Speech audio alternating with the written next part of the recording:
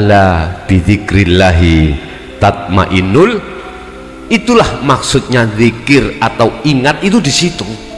Sadar hati dengan iman bahwasanya olehnya saya rukuk, sujud, duduk dan lain sebagainya semata-mata karena. Makanya mengapa sampai waktu sholat bertakbiratul ihram itu dibimbing doa iftitah, disuruh ruh ini menghadap terhadap wajah Allah. Hidup itu dalam dirimu. Bahkan di situ setiap niat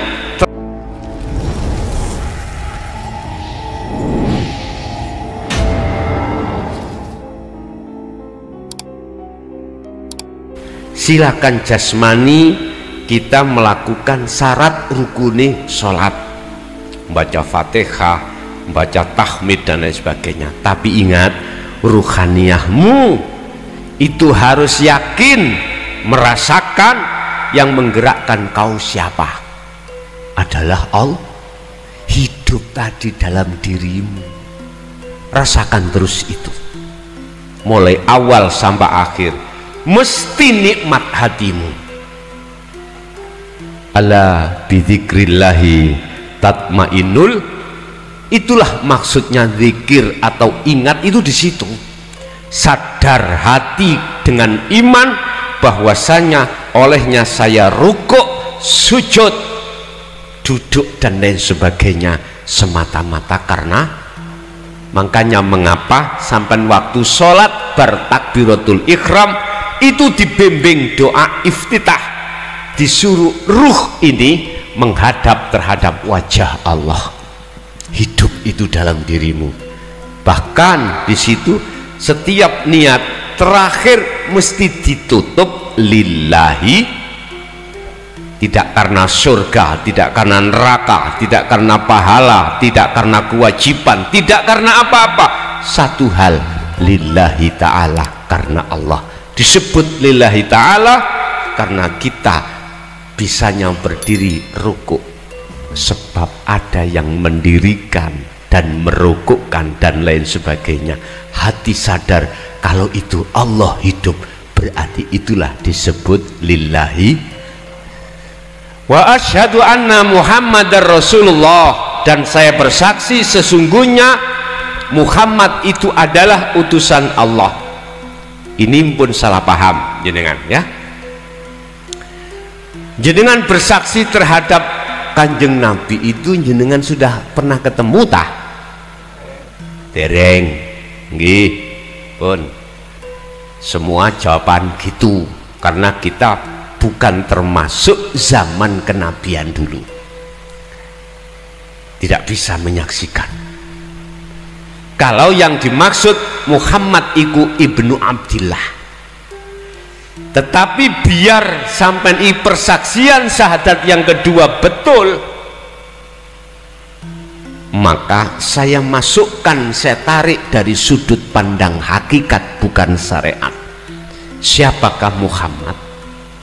Aku tanya, Kanjeng Nabi Muhammad itu makhluk nopo senes?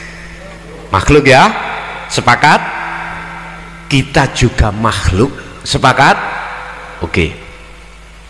Karena di sini menyebut Muhammad makhluk dengan dasar surah Al-Kahfi ayat 110 tadi yang saya katakan, saya itu kata Rasul sama dengan kau, sama basarnya manusianya makhluk. Inilah Pak Bu persaksian sampai biar benar secara hakikat bukan secara syariat tuh ya. Kacamata hakikat berarti pandangan hati. Muhammad itu makhluk, jenengan iki makhluk. Apa statusnya makhluk? Rasulullah. Kalau Kanjeng Nabi sebagai utusan Allah untuk menyampaikan pada saat itu zaman beliau, la nabiyya ba'da, tidak ada nabi setelah beliau, itu secara syar'i sudah benar. Tetapi secara hakikat Muhammad yang kami maksud di sini adalah makhluk.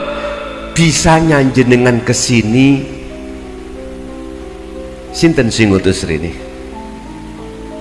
Bisa kita kumpul sendiri tanpa Allah? Gak bisa. Inilah maksud Rasulullah diutus Allah. Artinya kita tidak akan bisa berkumpul di sini tanpa digerakkan Allah. Kalau hatimu yakin bisanya kau rukuk sujud duduk itu karena ada perintah Allah, karena dirukukkan Allah, disujudkan Allah, berarti itu loh hakikate syahadat ini jenengan bener. Loh, gak keluar konteks toko hukum syariat lah ngoten nggih. Boten bos, tadi kan saya katakan secara syariah iman kita harus tetap terhadap Muhammad ibnu Abdil. Cuman persaksian biar tahu siapa sampean iki yang sampean saksikan. Secara hakikat Muhammad adalah makhluk. Jenengan iki makhluk, kula nggih makhluk. Bisanya jenengan kesini karena Rasulullah diperintah Allah. Jenengan bisa dahar karena kakan ya, kakan, bisanya kakan karena dikakankan Allah.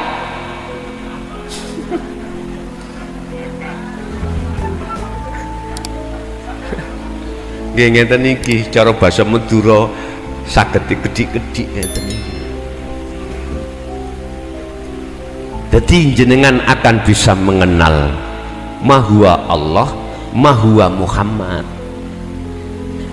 Sehingga mengapa dalam syariat Allah dan Muhammad itu nggak bisa ditampilkan, hanya tulisan. Ini ditutupi, Pak. Memang nggak boleh, tetapi itu tersimpan di dalam hati jenengan. Bisanya wa asyhadu anna Muhammad Rasulullah, benar Anda ruhaniyah makhluk itu segala-galanya atas dasar diperintah Allah.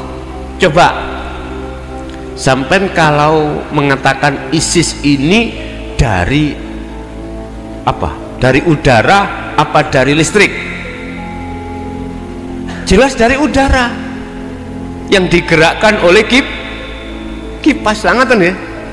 Apa mungkin di dalam hati sampean iku ingat karena setrum? Gak mungkin. Kebanyakan kita itu diam di kipas sebagai penggerak angin, sehingga dinginnya karena angin mau. Nggak mungkin hati ingat langsung listrik. Ini kebanyakan umat, Pak ya. Oleh sebab itu saya hadir di sini akan mengajak kita itu untuk langsung menuju pada listriknya, pada Allah. Sebab ingat kata Allah, surgaku tidak ada umat, tidak ada hambaku yang ada masih ada di dalam hatinya iman selain saya, mengimani selain saya, alias bila mana kita masih ada sesuatu yang menyekutukan Allah, maka nggak ada jaminan untuk bisa masuk syurga. Itu Quran loh Pak ya, entah surat apa. Jadi Allah tidak akan pernah memasukkan hambanya dalam syurganya manakala dalam hatinya ada sebiji sawi iman selain aku. Maksudnya menyekutukan Allah dengan sesuatu. Kita nggak sadar Pak, secara hakikat kita menyekutukan Allah dengan bentuk ada iman selain Allah. Siapa di situ yang bisa menggerakkan kau sholat? Oh karena saya sehat lah gitu nggih. Tapi nggak sadar di situ ada sesuatu yang halus, yaitu Allah. Inilah butuhnya nanti jenengan ketika sampun di beat terus dikasih zikir dan kuncinya wusul, itu menemui sesuatu yang halus pada diri jenengan. 40 kali 3 harus ketemu. Kalau ngasih wekdal niku 40 hari tok Pak, 40 hari 40 malam kau harus bertemu Allah. Hanya itu. Cepet nggih? Lebih cepet mana? Wong Rasulullah malah sehari semalam bertemu Allah. Cepat Rasulullah. Nabi siapa? Nabi Musa dikasih Allah waktu 40 hari 40 malam di Gunung Tur Sina untuk kholwat uzlah menemui Allah. Nabi Muhammad hanya semalam. Kita berapa, Pak? Paling suwe, paling lama harus 120 hari. Yes. Sesuai hitungan masa iddah, masa 3 persucian. Masa wong hamil nih lho Pak ya kan juga. Di situ kan ada taholi, tahali, tajalli. Lah ini 3 persucian. Begitulah mungkin. Nggih. Ada lagi?